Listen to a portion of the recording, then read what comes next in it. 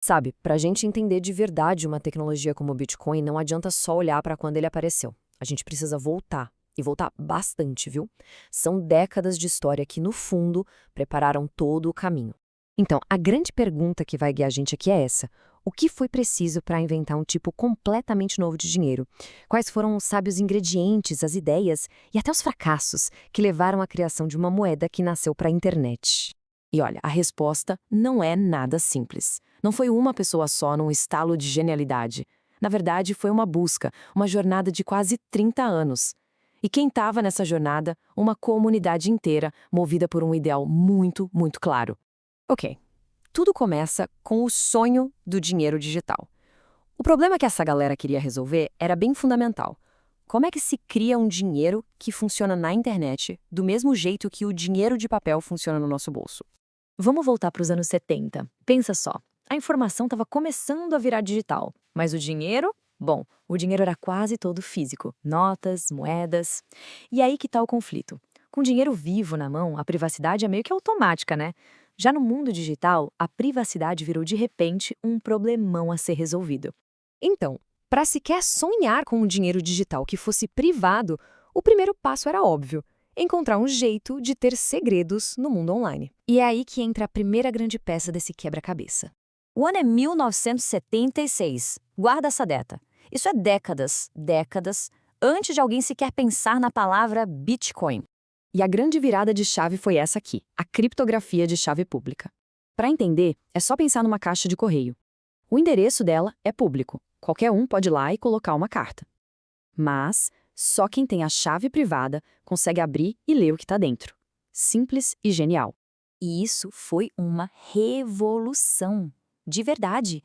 Pela primeira vez na história, era possível ter segredos que não podiam ser quebrados no mundo digital. Isso abriu a porta para conversas seguras, transações privadas. Era a ferramenta fundamental. Sem isso, nada do que veio depois seria possível. Beleza, agora com a criptografia na mão, a galera começou a tentar de verdade criar o dinheiro digital. Só que todas essas primeiras tentativas, sem exceção, deram de cara com o mesmo muro, uma falha bem crítica. E as ideias começaram a sair do papel. Primeiro veio David Chaum, lá em 86 com o eCash. Ele até fundou uma empresa, a DigiCash, para fazer a coisa acontecer. Anos depois, em 96, aparece o eGold, ou seja, o movimento estava ganhando corpo, uma tentativa atrás da outra. Só que todos eles tinham o que a gente pode chamar de um calcanhar de Aquiles. A falha fatal. Eles até buscavam a privacidade, mas o problema era o controle. A DigiCash, por exemplo, dependia de um servidor central, um único ponto. E qual o problema disso? Bom, se tem um ponto central, ele pode ser atacado, pode ser desligado, pode ser controlado. É o oposto do dinheiro vivo, que ninguém controla. Mas olha, essa busca toda não era só sobre tecnologia, não. Tinha uma filosofia muito forte por trás, uma ideia que alimentava todo esse movimento. E aí a gente chega nos cypherpunks. Essa frase aí do manifesto deles de 93 diz tudo. A privacidade é necessária para uma sociedade aberta na era eletrônica. Eles sacaram, lá no começo, que sem ferramentas para garantir a privacidade online, a liberdade estaria em risco. Uma visão muito à frente do tempo.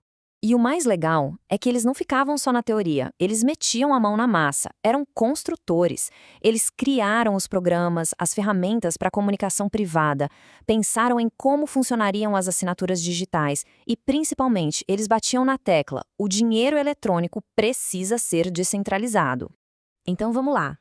A gente já tinha filosofia, já tinha aprendido com os erros das primeiras tentativas. Faltavam só as últimas pecinhas técnicas para esse quebra-cabeça finalmente fazer sentido. E o grande problema era este: num sistema sem ninguém no comando, sem um chefe, como é que se impede que alguém mal intencionado comece a atacar a rede, a mandar um monte de transação falsa, a fazer spam? A solução para isso veio em 1997, com uma ideia chamada Hashcash. E a ideia era simplesmente genial. Para mandar uma transação, o computador tinha que resolver uma tarefinha, um pequeno cálculo. Para uma pessoa normal, isso não custa nada, é super rápido. Mas, para alguém tentando mandar milhões de spams, de repente fica caro. Caro em processamento, em energia. Essa prova de trabalho tornava os ataques inviáveis. E aí, pronto, chegamos no finalzinho dos anos 90. Todas as peças, tanto as técnicas quanto as filosóficas, estavam ali, na mesa. O palco estava montado. E, ao mesmo tempo, bem no horizonte, uma tempestade financeira global começava a se formar. Olha só que jornada! Começa lá em 76 com a criptografia, passa pela lição sobre centralização em 89, ganha um propósito, uma filosofia em 93 com cypherpunks e resolve o problema do spam em 97 com a prova de trabalho. E aí, em 1998, um elemento externo entra nessa equação: os primeiros tremores da crise do subprime. O ponto é esse. A receita do bolo estava completa. Todos os ingredientes tecnológicos necessários para criar algo como o Bitcoin já existiam. Estavam todos ali, espalhados, só esperando alguém para juntar tudo. E isso deixa a gente com a pergunta final, né? Com toda a tecnologia pronta, com a filosofia no lugar, qual seria o estopim?